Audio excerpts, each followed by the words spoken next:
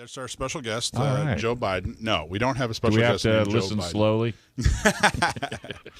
No, we've had her on before. She's written for us with San Diego County Gun Owners before. Her name's Kaylee. Kaylee, are you there? Yeah, I'm here. Hi, Kaylee. Welcome back. Thank you so much for taking the time and calling in.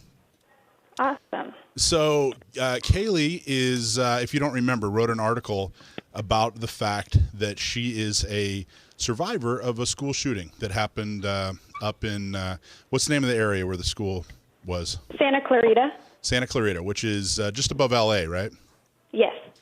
And the gist of the article was that it really made her even more pro-Second Amendment than she was before. Is that accurate to say?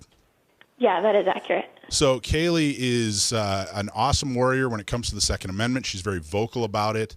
It's something that she's very serious about. It's something that it comes from an experience that she had. So when Joe Biden came out with his executive orders, you put out I believe it was on your TikTok or on your Instagram, you put out a statement about what you thought of those executive orders. Now, what did you say when?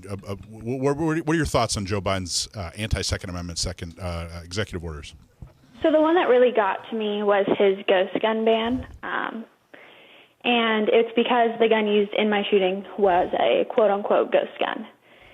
And he plans to, in a manner that's still unspecified, ban these so-called ghost guns. And the reality is that the point of these guns is that they are untraceable and you don't need to go through the registration process. And you won't be able to stop that unless you start requiring background checks on all forms of metals and polymers in all quantities, not to mention 3D printing of guns.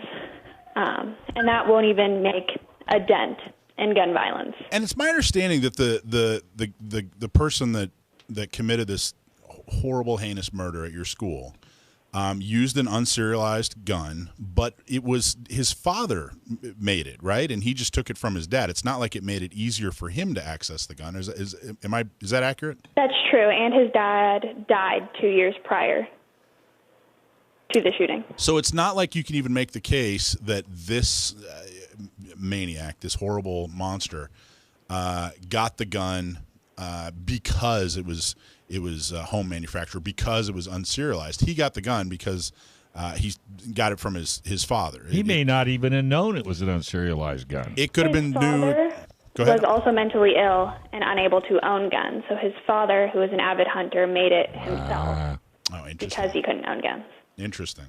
Okay, so tell us a little bit more about what you were saying about the executive orders.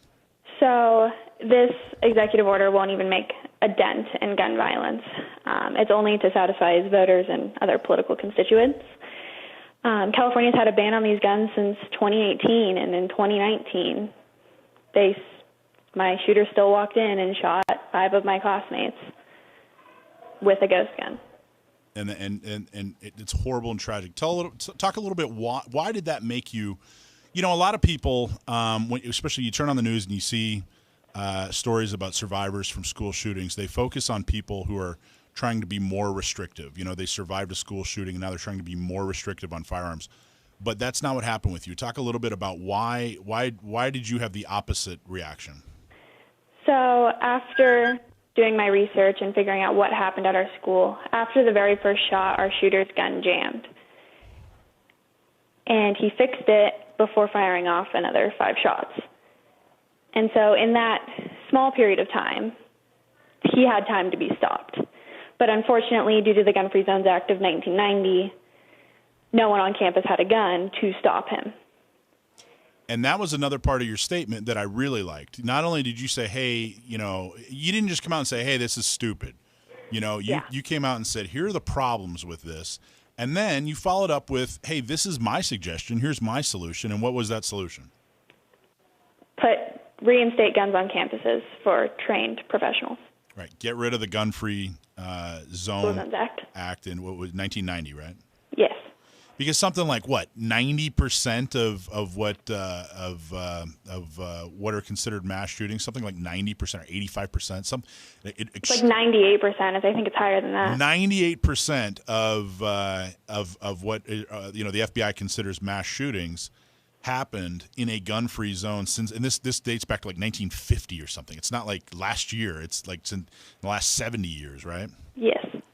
So that's your solution. And Kaylee, I thought that you articulated it well. I thought that you did an extremely great job in spelling out what the problem was, how you see it, and then what the solution is. And I thank you so much for your insight and for doing such a good job. So, Kaylee, this is Dave. Let me ask you a question. Have you been able to get in front of any politicians with your story, or have they even allowed you, or have they invited you in?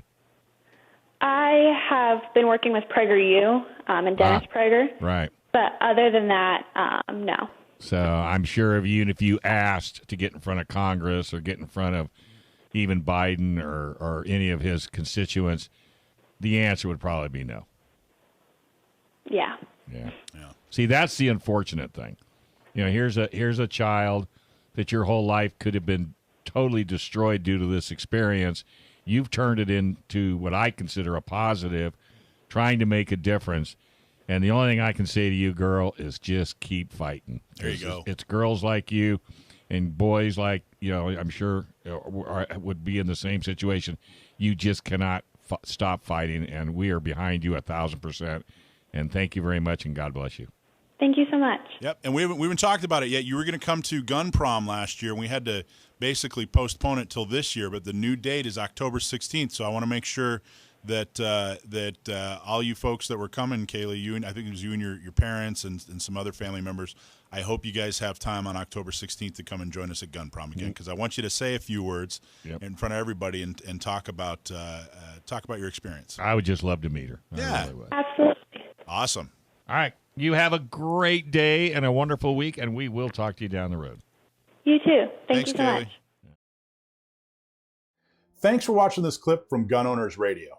You can watch us live every Sunday from 4 to 6 p.m. California time, right here on our YouTube channel, or if you're in the San Diego area, you can listen to us on 1170 a.m. We're also available on your favorite podcast platform for free. Don't forget to like and subscribe so that you can help restore and protect the Second Amendment, not just in California, but across the country.